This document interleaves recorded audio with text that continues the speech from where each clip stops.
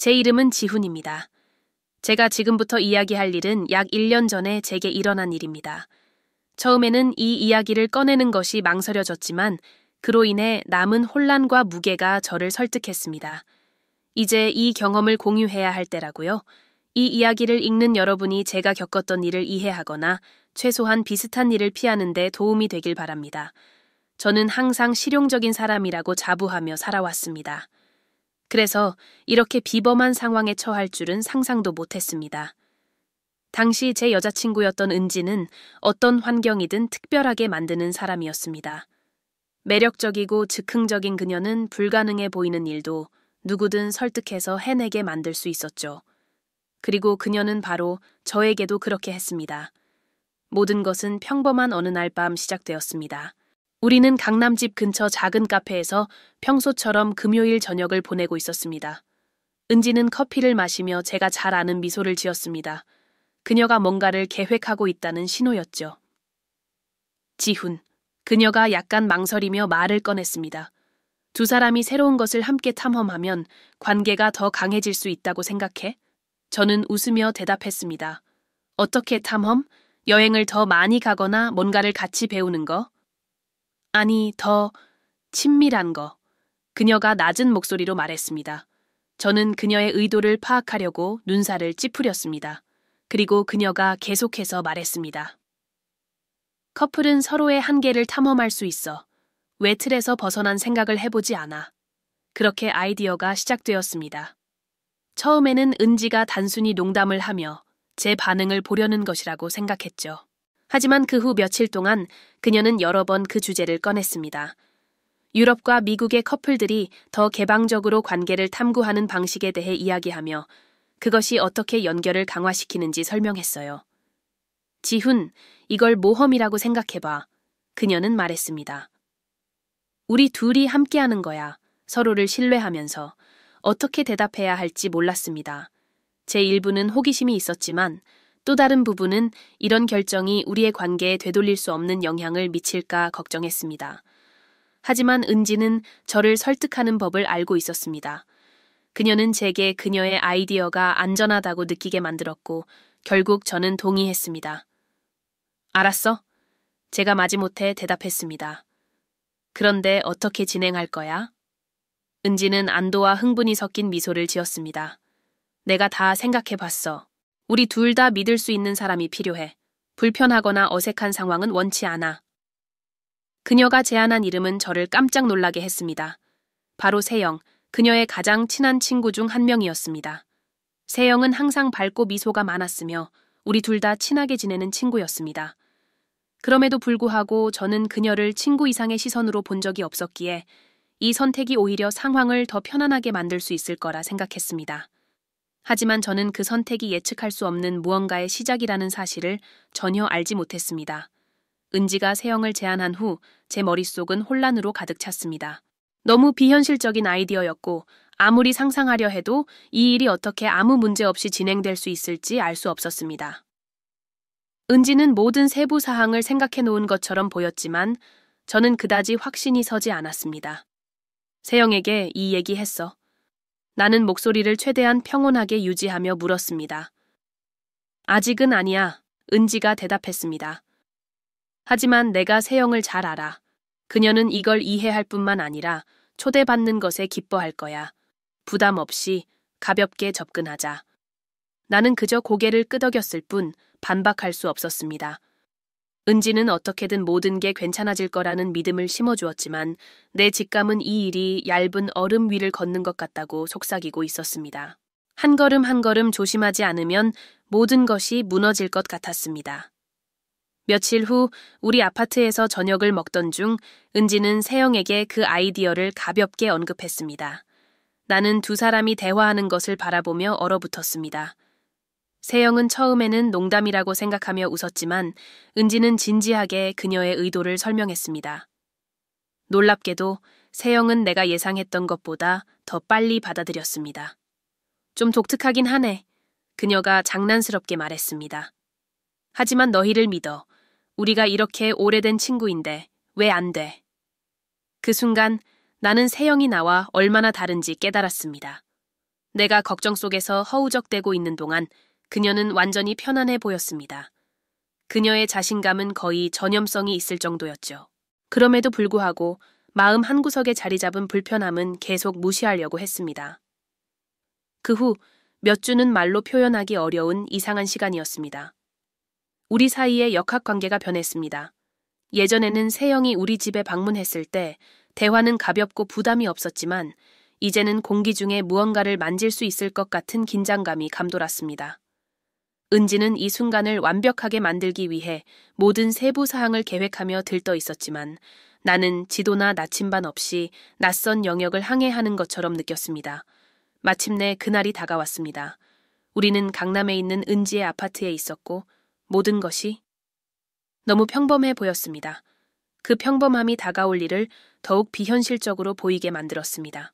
세영은 약속 시간에 정확히 도착했고 편안한 캐주얼 차림으로 마치 친구들끼리의 평범한 밤처럼 보였습니다. 우리는 서로 인사를 나눴고 은지는 긴장을 풀어주기 위해 대화를 시작했습니다. 그녀는 사람들을 편안하게 만드는데 항상 능숙했죠. 괜찮아, 지훈? 세영이 내 침묵을 눈치채고 물었습니다. 응, 그냥 조금 긴장돼. 나는 어색한 웃음으로 인정했습니다. 괜찮아. 그녀가 내 어깨에 위로의 손길을 얹으며 말했습니다. 우리는 친구잖아. 걱정하지 않아도 돼. 나는 그녀의 말로 마음을 달래려고 노력했지만 어딘가 어긋난 느낌은 사라지지 않았습니다. 드디어 시작되었을 때 모든 것이 잘 진행되는 것처럼 보였습니다. 긴장된 웃음과 약간의 망설임이 있었지만 전반적으로 우리는 이 경험을 즐기려고 노력하고 있었습니다. 하지만 시간이 지나면서 무언가가 달라졌습니다. 은지와 세영은 점점 더 편안해 보였지만 나는 점점 더 소외감을 느꼈습니다. 그것이 질투는 아니라고 생각했습니다. 적어도 나는 그렇게 믿고 싶었습니다. 그것은 훨씬 더 깊은 무언가였고 내가 그 연결에 진정으로 포함되지 않았다는 느낌이었습니다. 다음 날 아침 나는 이상한 감각으로 깨어났습니다. 은지는 평소처럼 보였고 아무 일도 없었던 것처럼 행동했지만 나는 무언가가 달라졌다는 것을 알았습니다. 그녀가 커피를 준비하는 동안 나는 무심코 물었습니다. 너는 이 모든 게 이상하다고 생각하지 않아? 아니, 그녀가 웃으며 대답했습니다. 정말 멋졌어, 지훈. 우리가 시도해본 게 너무 기뻐. 그녀의 말을 진심으로 받아들이려 했지만 뭔가 숨겨진 것 같다는 느낌을 지울 수 없었습니다. 전날 밤 은지가 세영을 바라보던 모습이 평소와 달랐습니다. 내가 이름 붙일 수 없는 뭔가가 있었지만 그것이 나를 깊이 불편하게 만들었습니다. 날이 지나면서 나는 작은 변화들을 알아차리기 시작했습니다. 은지는 때때로 더 산만하고 멀게 느껴졌습니다. 그녀는 휴대폰을 더 많이 사용하기 시작했고 내가 누구와 통화 중인지 물었을 때 그녀는 단순히 일 때문이라고 대답했습니다. 하지만 어느 밤 그녀가 잠든 동안 호기심이 나를 이겼습니다. 나는 그녀의 휴대폰을 집어들고 잠금을 해제했습니다.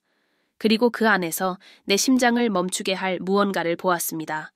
그것은 세영과의 메시지들이었습니다. 하지만 평범한 메시지가 아니었습니다.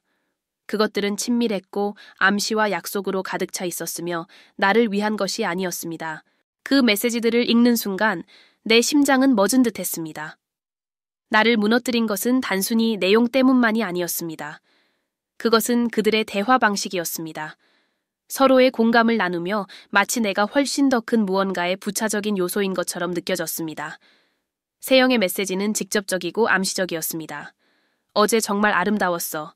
너를 거의 뗄 수가 없었어. 그리고 은지의 답장은 내 마음을 더 깊이 찌르는 칼 같았습니다. 너도 내 머릿속에서 떠나지 않았어.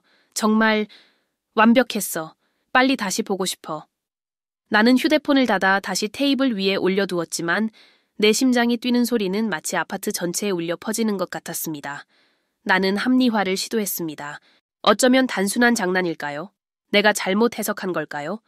하지만 내면 깊은 곳에서는 그렇지 않다는 것을 알고 있었습니다. 그 단어들은 무시할 수 없는 무게를 가지고 있었습니다. 그날 밤 나는 평화롭게 자고 있는 은지 옆에 누웠습니다. 천장을 바라보는 동안 내 안의 모든 것이 무너지는 것 같았습니다. 그녀는 이것이 우리에 관한 것이라고 우리 관계를 강화하기 위한 것이라고 말했습니다. 하지만 내가 본 것은 그 반대였습니다. 우리 사이에 점점 커지는 거대한 틈이었습니다. 그 후 며칠 동안 나는 내가 본 것을 무시하려 애썼습니다. 단지 한때의 일시적인 문제라고 믿고 싶었죠. 하지만 내 직감은 계속해서 경고를 보냈습니다. 은지는 점점 더 자주 외출했고 일 때문이라거나 친구를 만나러 간다고 했습니다. 그녀가 집을 나설 때마다 나는 홀로 남아 그녀가 정말 어디에 있는지 상상하지 않으려 애썼습니다. 어느 날 밤 나는 그녀와 직면해야겠다고 결심했습니다. 은지가 집에 돌아왔을 때 그녀는 하루가 즐거웠다는 듯이 활기차 보였습니다. 하지만 내 진지한 표정을 보자 그녀의 표정이 살짝 변했습니다. 은지, 우리 얘기 좀 할 수 있을까?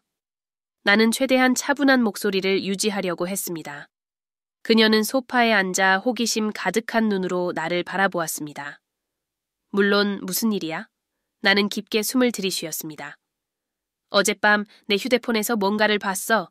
세영과의 메시지들. 잠시 동안 그녀는 얼어붙은 듯 했습니다. 마치 방 안의 공기가 빠져나간 것 같았죠. 그리고는 한숨을 쉬며 웃으려 했습니다. 지훈, 네가 생각하는 그런 게 아니야. 그럼 뭔지 말해줘. 나는 더 단호한 목소리로 대답했습니다. 그녀는 잠시 망설이다가 말했습니다. 우리는 그냥 예상치 못한 방식으로 서로 연결되었어. 하지만 그게 내가 널 사랑하지 않는다는 뜻은 아니야. 그 말은 내 고통을 덜어주는 대신 혼란을 더했습니다. 네가 날 사랑한다면 왜 그녀가 필요한 건데? 은지는 침묵했습니다. 그것은 말문이 막혀서 생긴 침묵이 아니라 말해야 할 말이 너무 고통스러워서 생긴 침묵이었습니다.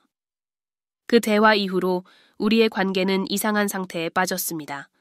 은지는 아무것도 변하지 않았다고 계속 주장했지만 나는 그것이 사실이 아니라는 것을 알고 있었습니다. 나는 그녀와 세영이 더 자주 만난다는 것을 알게 되었고 때로는 내게 알리지도 않은 채 만났습니다. 그들 사이의 공감은 깊어져 갔고 나는 점점 더 소외감을 느꼈습니다. 어느 밤 나는 세영과 직접 대화를 해야겠다고 결심했습니다. 은지 모르게 그녀를 카페로 초대했습니다. 그녀가 도착했을 때 평온해 보였고 아무 문제도 없는 듯 보였습니다. 세영, 솔직하게 말해야겠어. 내가 시작했습니다. 너와 은지 사이에 무슨 일이 있는 거야? 그녀는 잠시 나를 바라보다가 한숨을 쉬었습니다. 지훈, 이런 일이 생기길 원했던 건 아니야. 계획된 것도 아니었어. 하지만 그렇게 됐어. 은지와 나는 서로 사랑하게 됐어. 그 말은 마치 눈사태처럼 나에게 덮쳐왔습니다. 나는 의심이나 애매한 태도를 예상했지만 이렇게 명확한 고백은 상상도 못했습니다. 네가 이게 나한테, 우리한테 어떤 의미일지 알고 있었어? 알고 있었어. 그녀는 고개를 숙이며 말했습니다. 정말 미안해.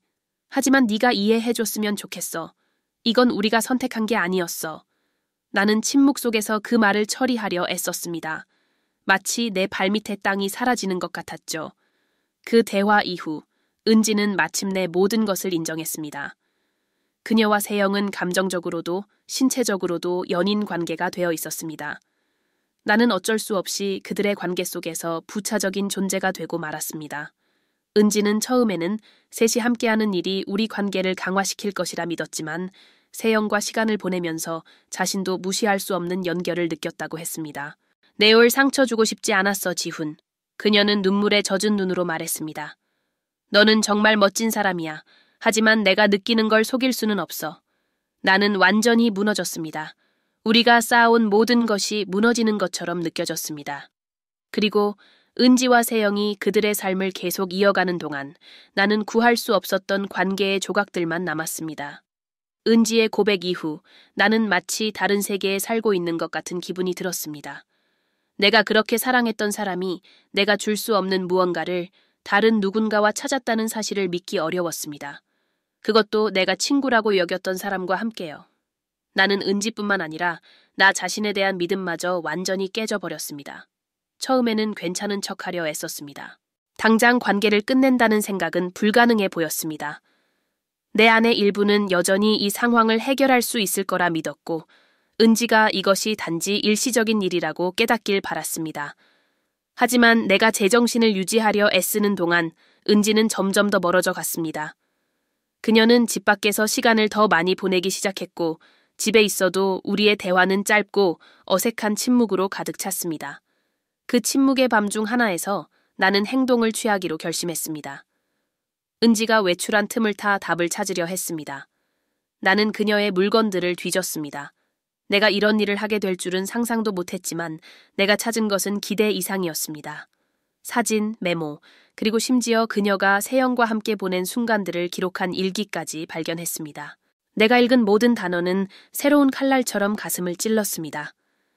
특히 한 문장이 내 머릿속에 깊이 새겨졌습니다. 세영과 함께 있을 때 나는 전에 한 번도 느껴보지 못한 자유를 느껴 마치 내가 진정한 나 자신이 된 것 같아. 이걸 지훈에게 어떻게 말해야 할지 모르겠어. 그를 완전히 부술까봐 두려워. 하지만 더 이상 괜찮은 척할 수는 없어. 산산이 부서진 내 마음은 분노와 슬픔 중 무엇을 느껴야 할지조차 알 수 없었습니다. 그 말들은 내가 두려워하던 모든 것을 확인시켜 주었을 뿐만 아니라 은지가 이미 나 없이도 갈 길을 정했다는 것을 보여주었습니다. 나는 그저 마지막으로 알게 된 사람이었습니다. 다음 날 밤 은지가 평소처럼 늦게 집에 돌아왔습니다. 나는 그녀가 들어오기를 기다렸다가 식탁 위에 일기를 올려두었습니다. 그녀는 그걸 보자마자 얼어붙었습니다. 이걸 읽었어? 그녀는 놀람과 죄책감이 뒤섞인 목소리로 물었습니다. 안 읽을 수가 없었어. 나는 최대한 차분함을 유지하려 노력하며 대답했습니다. 너는 내 대해 마치 내가 그냥 장애물이라도 되는 것처럼 썼어. 우리 관계가 감옥이라도 된 것처럼. 은지는 자리에 앉아 내 시선을 피했습니다. 네가 이렇게 알게 되길 원하지 않았어. 어떻게 말해야 할지 방법을 찾고 있었어. 그리고 그 방법이 뭐였는데? 나는 목소리를 높이며 물었습니다. 나와 함께 있는 동안 다른 사람과 함께 삶을 만들어가고 있다는 걸 어떻게 말하려고 했어. 그녀는 잠시 침묵을 지키다가 대답했습니다. 말할 계획은 없었어. 아마도 내 깊은 마음 속에서는 네가 먼저 모든 걸 끝내주길 바랐던 것 같아. 우리가 더 이상 예전 같지 않다는 걸 네가 알아채길. 그 말은 마치 주먹으로 얻어맞은 것 같았습니다. 내가 사랑했던 사람을 잃는 것만으로도 충분히 힘든데 그녀는 내가 더 일찍 알아차리지 못한 책임까지 내게 떠넘기는 것 같았습니다. 마치 내 고통이 그녀에게 충분하지 않은 것처럼 느껴졌습니다. 그 대화 이후 더 이상 할 수 있는 일이 없다는 것이 명확해졌습니다. 은지와 나는 서로 끝내기로 동의했지만 그 과정은 내가 예상했던 것보다 훨씬 어려웠습니다. 그녀는 세영과 더 많은 시간을 보내기 시작했고 곧 두 사람은 함께 살게 되었습니다. 반면 나는 혼자서 내 삶의 조각을 다시 맞추려 애썼습니다. 처음 몇 달은 가장 힘들었습니다. 아파트의 모든 구석이 그녀를 떠올리게 했습니다. 심지어 아침마다 그녀가 준비하던 커피조차도 우리가 잃어버린 것들을 상기시키는 아픈 기억이 되었습니다. 나는 집을 나서는 것조차 피하기 시작했는데 혹시라도 두 사람을 마주칠까 두려웠습니다.